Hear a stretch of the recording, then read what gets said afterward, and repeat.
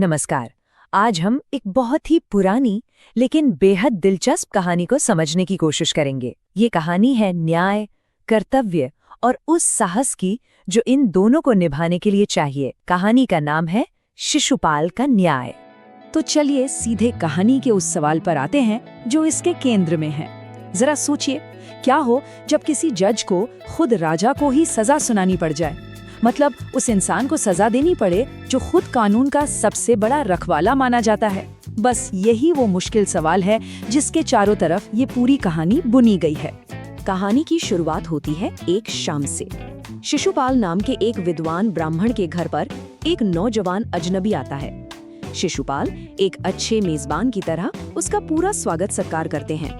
जब दोनों में बातें शुरू होती हैं, तो शिशुपाल अपने राज्य में फैले हुए अन्याय और भ्रष्टाचार पर अपनी चिंता जाहिर करते हैं। उनका मानना था कि न्याय व्यवस्था अब पूरी तरह से चरमरा गई है। पर उनका जो मेहमान था, वो उनकी बातों से पूरी तरह सहमत नहीं था। उसने शिशुपाल को एक तरह से चुनौती दे दी। कहा कि भाई, बाहर बैठकर कमियां निकालना तो बहुत आसान काम है, लेकिन व्यवस्था में बदलाव लाना उतना ही मुश्किल। इस पर शिशुपाल भी पूरे आत्मविश्वास से जवाब देते हैं। कहते हैं, बस एक मौका देकर देखिए, मैं दिखा दूंगा कि असली न्याय होता क्या है। और यहीं पर कहानी में एक बहुत बड़ा ट्विस्ट आता है।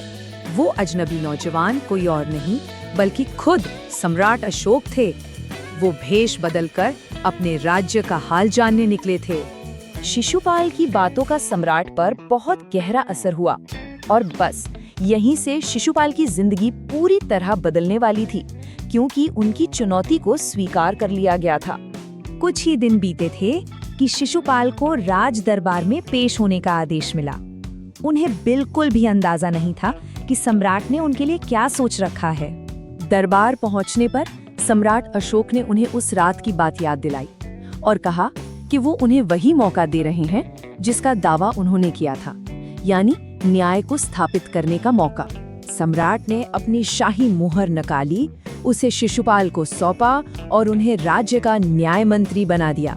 अब पूरे राज्य में न्याय की सबसे बड़ी जिम्मेदारी शिशुपाल के कंधों पर थी। शिशुपाल ने अपना काम पूरी मेहनत और लगन से शुरू किया और उनके काम करने के तरीके से राज्य में शांति भी लौट आई। लेकिन बहुत जल्द उनके सामने एक ऐसी मुश्किल आने वाली थी जो उनके हर सिद्धांत को परखने वाली थी। उन्हें न्याय मंत्री बने अभी मुश्किल से 1 महीना ही हुआ होगा कि राजधानी में एक ऐसी वारदात हुई जिसने सबको हिलाकर रख दिया। खबर ये आई कि महल के ही एक पहरेदार का किसी ने बेरहमी से कत्ल कर दिया है। ये कोई आम हत्या नहीं थी, ये तो सीधे सीधे राज्य की सुरक्षा पर एक सवाल था। न्याय मंत्री शिशुपाल ने फौरन इसकी जांच अपने हाथ में ले ली। उन्होंने हत्यारे को पकड़ने के लिए सचमुच दिन को दिन और रात को रात नहीं समझा। और जैसे जैसे सबूत मिलते गए, मामला एक ऐसे मोड़ पर आ गया जिसकी किसी ने सपने में भी कल्पना नहीं की थी। तो अब कहानी अपने सबसे मुश्किल और नाटकीय मोड़ पर आ पहुंचती है। शिशुपाल की जांच एक ऐसे शख्स पर आकर रुक गई जिस पर शक करने की हिम्मत कोई नहीं कर सकता था। सारे सबूत, सारी गवाहियां सिर्फ एक ही तरफ इशारा कर रही थीं।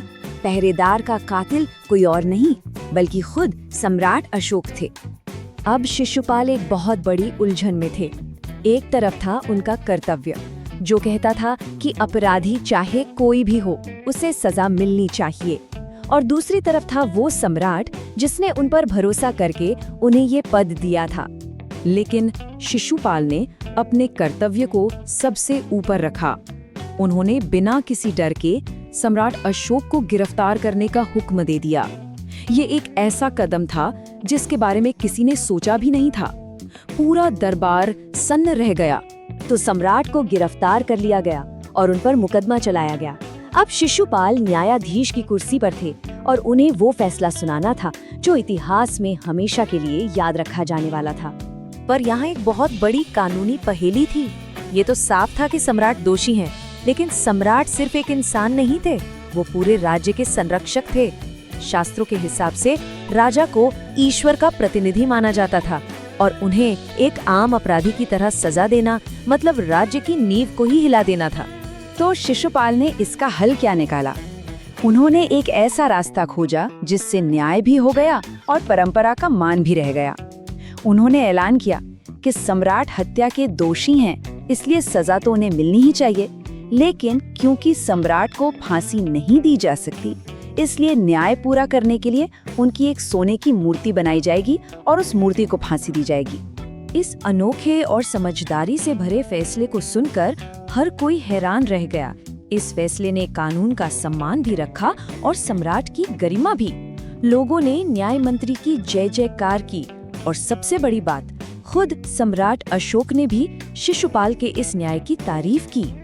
तो इस कहानी से हम क्या सीखते हैं? सबसे पहली और सबसे बड़ी बात तो यह है कि कानून सबसे ऊपर है, फिर चाहे सामने सम्राट ही क्यों न हो। पर इससे भी गहरी सीख ये है कि असली न्याय सिर्फ किताबी नियमों पर चलना नहीं है, बल्कि मुश्किल हालात में समझदारी से रास्ता निकालना है।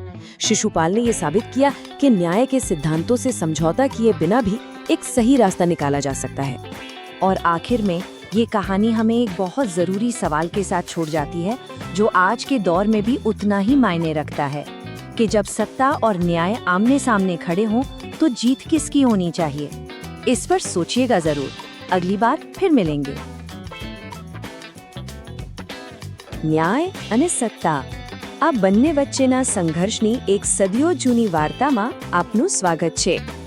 શું કોઈ સામાન્ય માણસ ઇતિહાસના સૌથી શક્તિશાળી સમ્રાટને પડકારી શકે?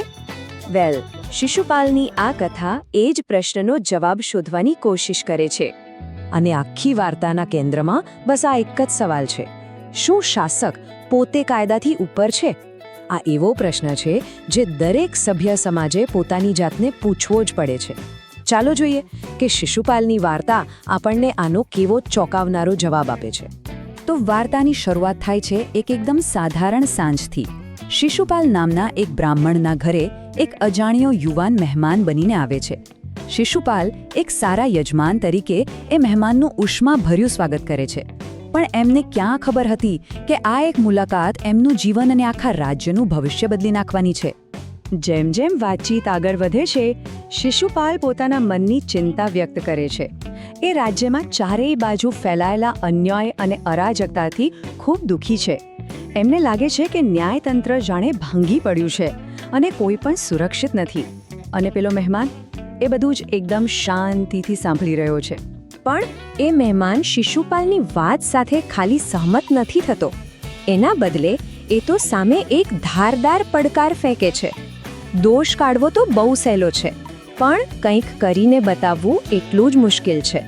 બસ આ એક જ વાક્ય સામાન્ય વાતચીતને એક મોટી કસોટીમાં ફેરવી નાખે છે।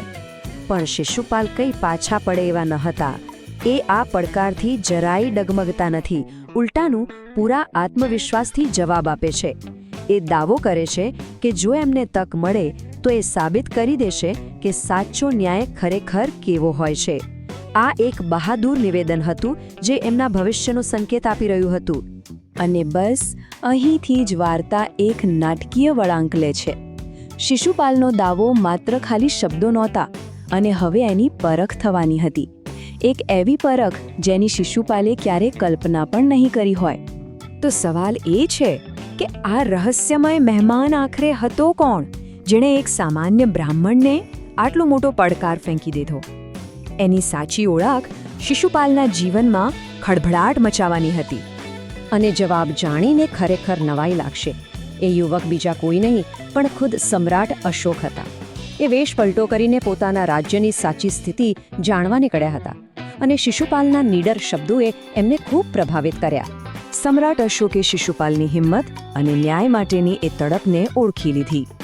એમણે શિશુપાલને દરબારમાં બોલાવીને એ જ તક આપી જે એણે માંગી હતી। શિશુપાલને રાજ્યના ન્યાય મંત્રી બનાવવામાં આવ્યા।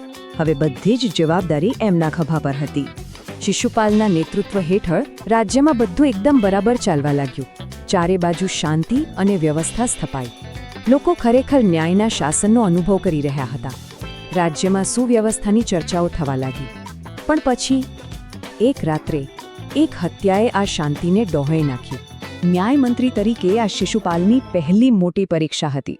એમણે અપરાધીને શોધવા માટે પોતાની બધી જ તાકાત લગાવી દીધી। દિવસ અને રાત એક કરી દીધા।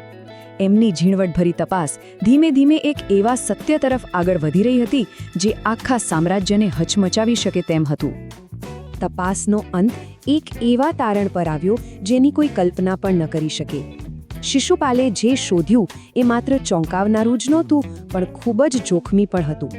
બધા જ પુરાવા એક જ વ્યક્તિ તરફ ઇશારો કરી રહ્યા હતા, સ્વયં સમ્રાટ અશોક. પહેરેદારનો હત્યારો બીજો કોઈ નહીં, પણ રાજ્યનો શાસક પોતે હતો. હવે શિશુપાલ એક એવી દુવિધામાં ફસાઈ ગયા હતા જે અકલ્પનીય હતી.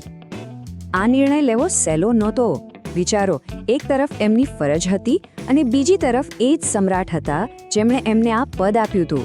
પણ એમણે પોતાની જાતને યાદ અપાવ્યો કે ન્યાયમંત્રી તરીકે એમનો ધર્મ ડર્યા વગર ન્યાય કરવાનો છે, ભલે પછી આરોપી ગમે તેટલો શક્તિશાળી કેમ ન હોય. અને પછી એ ઐતિહાસિક ક્ષણ આવી. શિશુપાલના આદેશ પર એક સૈનિકે આગળ વધીને સમ્રાટ અશોકના હાથમાં હાથકડી પહેરાવી દીધી. આ દ્રશ્ય જોઈને આખો દરબાર સ્તબ્ધ થઈ ગયો. એવું લાગી રહ્યું હતું જાણે કાયદાનું શાસન રાજાના શાસન કરતાં મોટું સાબિત થયું હતું. પણ ધરપકડ કરવી એ તો માત્ર શરૂઆત હતી. અસલી પડકાર તો હવે આવવાનો હતો. દેશના સૌથી શક્તિશાળી વ્યક્તિ પર ચુકાદો આપવાનો.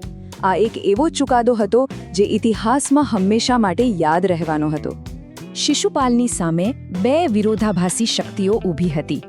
એક તરફ હતી ન્યાયની માંગ, જે સ્પષ્ટ કહેતી હતી કે ગુનેગારને સજા મળવી જ જોઈએ, અને બીજી તરફ હતું સમ્રાટનું પદ, જે એમને સામાન્ય ગુનેગાર ગણવાની મનાઈ કરતું હતું. હવે પસંદગી કોની કરવી? અને આ દુવિધાને વધુ જટિલ બનાવતી હતી શાસ્ત્રોની આજ્ઞા. એ સમયે એવું મનાતું હતું કે રાજા પૃથ્વી પર ઈશ્વરનું પ્રતિનિધિત્વ કરે છે, અને એટલે એમને મૃત્યુદંડ જેવી શારીરિક સજા ન આપી શકાય. શિશુપાલે કાયદો અને પરંપરા બંનેનું સન્માન કરવાનું હતું. અને અહીં શિશુપાલની બુદ્ધિમત્તા અને ન્યાયપ્રિયતાનો સાચો પરિચય થાય છે. એમણે એક અદ્ભુત ઉકેલ શોધી કાઢ્યો. એમણે ચુકાદો આપ્યો કે અપરાધ માટે સજા તો થશે, પણ એ સમ્રાટને નહીં, પણ એમની સોનાની મૂર્તિને આપવામાં આવશે. મૂર્તિને ફાંસી પર લટકાવવામાં આવશે, જેથી ન્યાય પણ જળવાઈ રહે અને શાસ્ત્રોની મર્યાદાનું પાલન પણ થાય. આ અભૂતપૂર્વ ચુકાદાની અસર ખૂબ દૂરગામી હતી. એ માત્ર એક કેસનો અંત નહોતો, પરંતુ એ તો ન્યાયના એક નવા યુગની શરૂઆત હતી. શિશુપાલના આ નિર્ણયથી આખા રાજ્યમાં જાણે ખુશીની લહેર દોડી ગઈ. લોકોએ ન્યાયના આ વિજયની ઉજવણી કરી. અને સૌથી મહત્વની વાત તો એ છે કે ખુદ સમ્રાટ અશોકે પણ શિશુપાલના ન્યાયની પ્રશંસા કરી અને સ્વીકાર્યું કે એણે ખરેખર સાચો ન્યાય કર્યો છે. તો આ કથા આપણને ફરી પાછા એ જ મૂળભૂત પ્રશ્ન પર લાવીને ઊભા રાખે છે. શું સાચો ન્યાય કોઈ પણ પદ કરતાં, કોઈ પણ સત્તા કરતાં મોટો છે? શિશુપાલે તો એનો જવાબ પોતાની બુદ્ધિ અને હિંમતથી આપી દીધો. પણ આજના વિશ્વમાં જ્યાં સત્તા અને કાયદો વારંવાર એકબીજા સાથે ટકરાય છે, ત્યારે શું આવા ન્યાયની અપેક્ષા રાખી શકાય? આ પ્રશ્ન આજે પણ એટલો જ જીવંત છે